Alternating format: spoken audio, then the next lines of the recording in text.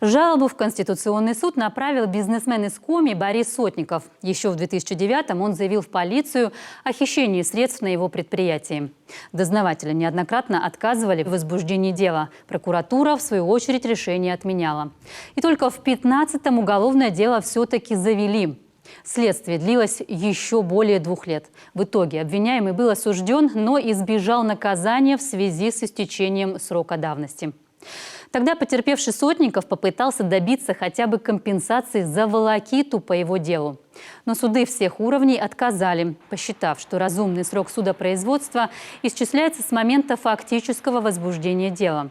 И не приняли во внимание неправомерные отказы. Сотников не остановился и решил оспорить конституционность нормы, на которую ссылался суд общей юрисдикции.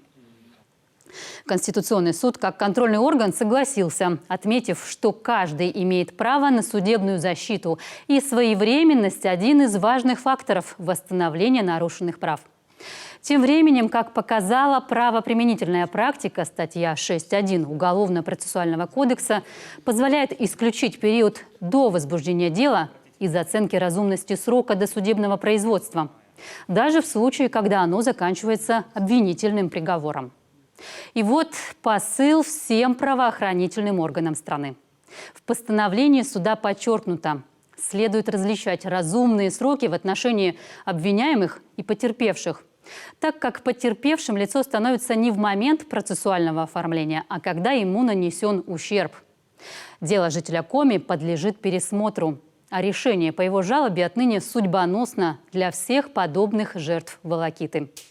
Конституционный суд обязал федерального законодателя внести поправки в Уголовно-процессуальный кодекс. Ольга Коняева, телеканал Юрган.